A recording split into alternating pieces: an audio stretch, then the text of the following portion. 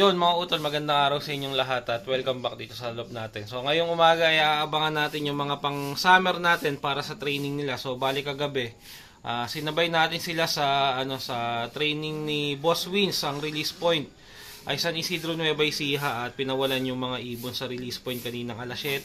So bali ng mga nakakaraan nakapagdalawang training tayo sa mga pang summer natin. So yung unang pukol nga natin Paligi Candaba. Tapos yung pangalawa San Ildefonso. So dapat kahapon magtotos ulit ako kaso di ko na naasikaso, medyo na busy tayo.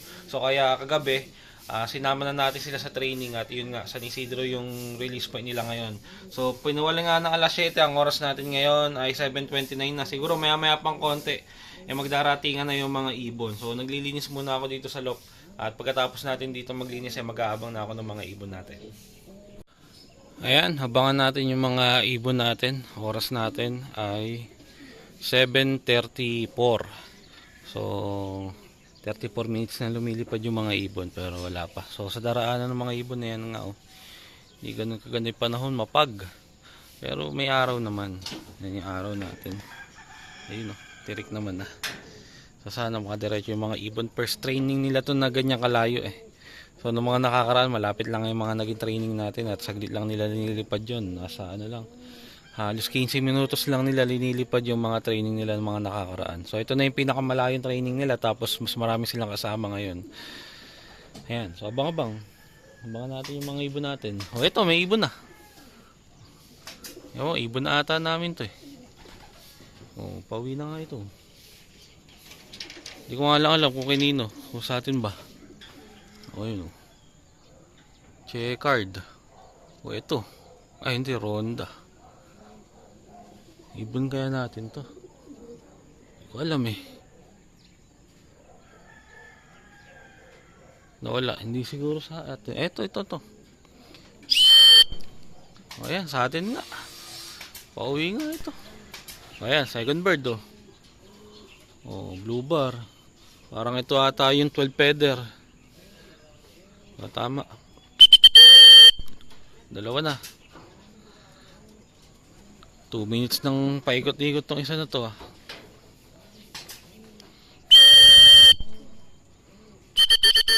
Ayan. First bird saka second bird. Tama. Yung NH nga natin yun. Hindi. Yung BBC pala nahin yun.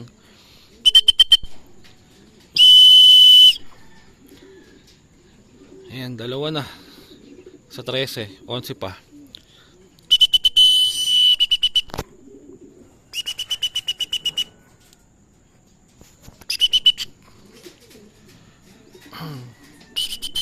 $7.36. Pa dalawa. Ayan, isa lang ata atin. Ito si Putot. Ayun, nabugaw. Lumipad. Si Putot. Isang allbird. Tatlo na sila. Si Putot. Ayun. Ayan, tatlo na. 10 pa. Bago yung mga young bird natin Nagulantang yan sa kasama nila. Masyadong madami. Naiilang. Akala mong mga akala mong may mga nakitang falcon. Ayan, first, second, third. 7:37. Tatlo na yung ibon natin. Yun, ito yung all bird natin. Yung sinisingle toss natin, port bird siya Dumating siya 7:42. Sinisingle toss pa natin to late din pala siya uwi.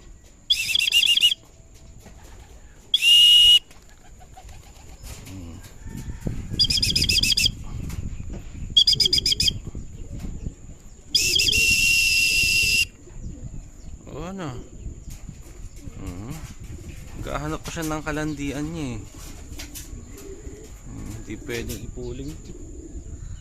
Ayaw pa rin pumasok.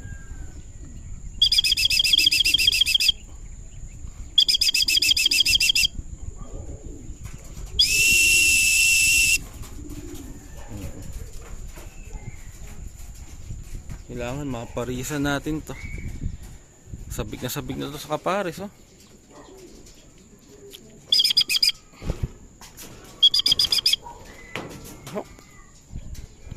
Pasok na. Yung sa 4 pa lang. Kulang pa tayo ng siyam. So ito ngayon pala nadagdagan yung ibon natin pang pip bird. Ito yung NH natin 754. Na late na masyado yung ibang ibon natin ah.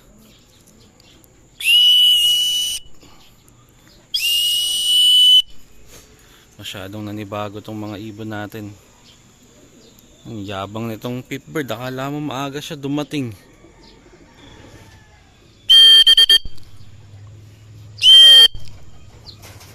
Ayan. So, ayan.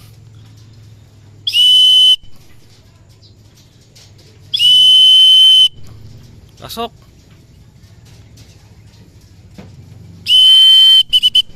May ilang oh. Nanibago. Nagulantang to sa grupo. Kaya ganyan.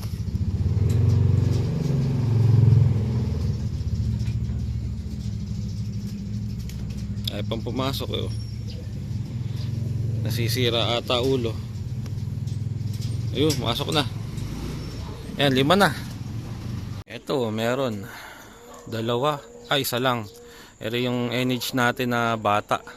Ito, may isa pa. Ewan ko. Hindi sa atin yung isa. Kulay green ng singsing eh.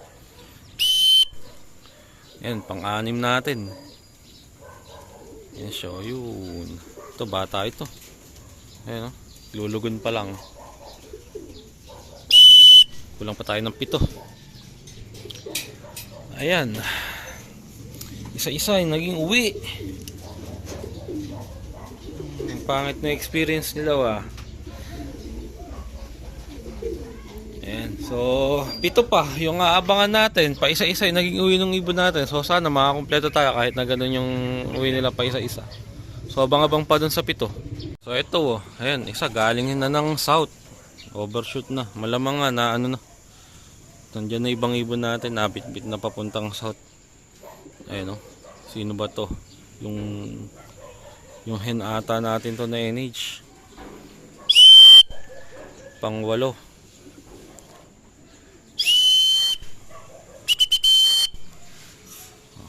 Yung barakong BBC. Ayan. Yung NH nga na hen.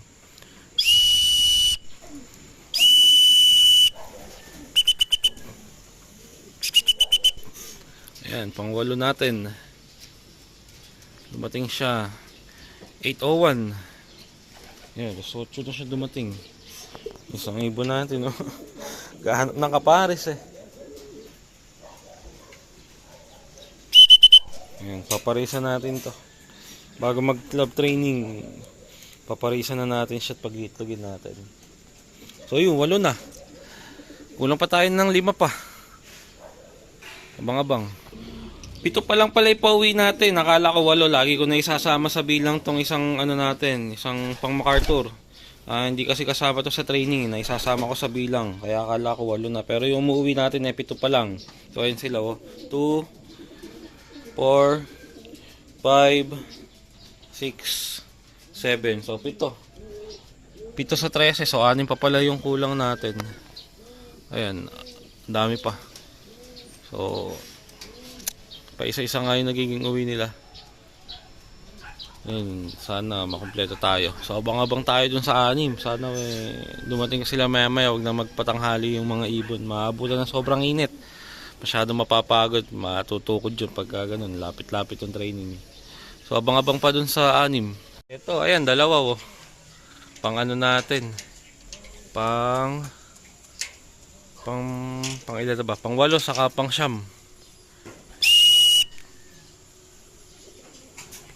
Ayun na, ilang pa. Sa taas pa na ba?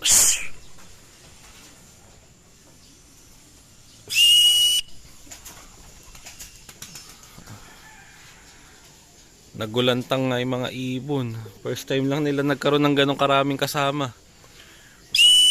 Madami din kasi yung mga naitos kanina eh. Halos silang crates din yung napuno.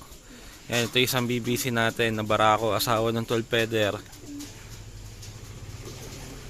Tapos yung checkered white plate nasa taas. Yun. Ayan.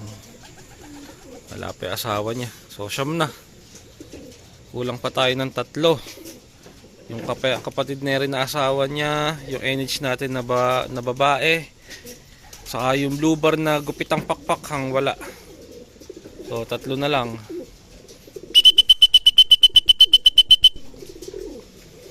Di agad sila nakabaklas kasi wala pa silang experience masyado sa ganong grupuhan. Magkakaroon lang sila ng ibang kasamang ibon pagka sa low fly lang, pero pagka sa toss hindi pa. Pasok na ang teteng.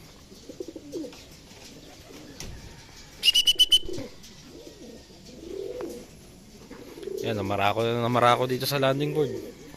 Pasok. Pasok. Pasok. Papogi pa eh. Sige na. Ayaw pumasok. Yun. So, siyam na. Sa 13. Apat pa pala ako lang. Namamali-mali ako ng bilang. Ano nga pala to? 13. So, bilangin natin. 1, 2, 3, 4, 5, 6, 7, 8, 9, 10, 11, 12, 13. So, apat pa nga. Ayun, apat pa yung aabangan natin. Marami-rami pa. Pero buti yung karamihan nandito na. So, abang-abang pa tayo. Yun, mga utol. At ayan. Update tayo sa pauwian ng mga pang summer natin. At ayan sila. May nadagdag 2. So, kulang pa tayo ng 2 pa. Ayan yung huling dumating. Ito. Yung checkered hen. Saka ito yung ano natin. Yung gupitang pakpak. Ayan, dumating siya. Ang wala natin, yung nestmate ng first bird. Ayan, yung nestmate niya, yung NHPC. Saka yung nestmate nito na NHPC din.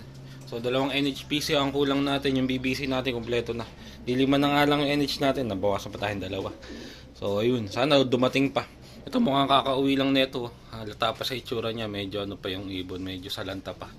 Ayan, pakainin ko to. Dahil anong oras na? Alas 10 na. So, pakainin natin yung mga ibon. So, yun. Mga utol. Pinakain na natin yung mga ibon. At ayan, kumakain na sila. Yung isa stress, halatang nalayo ng gusto yung ibon na yan. At yun nga, mukhang kakauwi lang niya. Kaya, ayan, pagod pa yung ibon. Di pa nakapagpahinga. Pero yung iba, ayan, kumain na. So, gutom na eh. Tapos yung 2, ito. Ayan yung all-bird natin. Saka yun yung pang MacArthur natin.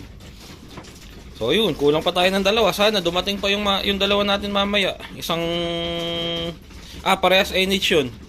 So yung isa nga, kapatid nung habol natin, yung bata. Ayun, ito, kapatid niya.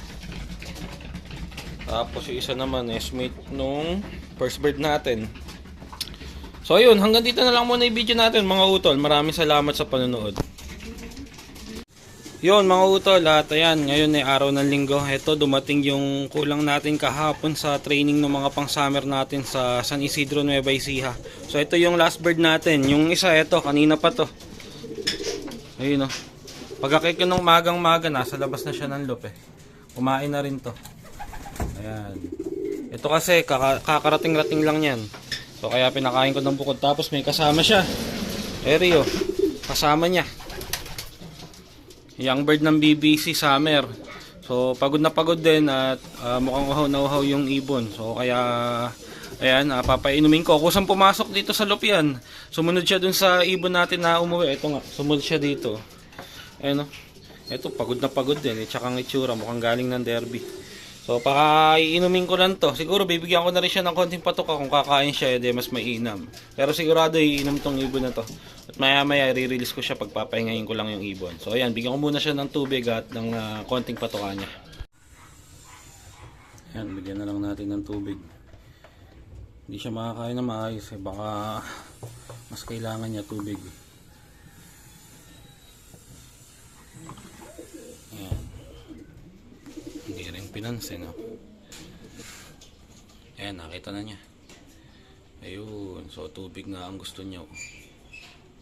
Ayan na, nakainom na siya. Pagkapahinga niyan, pwede na natin i-release para makauwi na siya sa tunay na amo niya. Ayan na yung ibon, pwede na natin i-release. At okay na siya, nakapagpahinga na. Malakas na yung ibon, so release na natin. Ayun. Halos na rin siya, kalahating oras din siya nagpahinga. Ayun na, dire-diretso na oh. Ayun oh. Medyo okay na yung katawan niya, hindi kagaya kanina nung una siyang pumasok dito sa loob natin, no, hinuli ko halos ano siya, salat ko na yung ano niya, yung buto niya sa pitso. Ngayon medyo umano na siya, medyo naglaman na ng konti, so napahinga lang yung ibon. Ayun, dire-diretso na dun, layo. So yun, hanggang dito na lang yung video natin. Maraming salamat mga utol.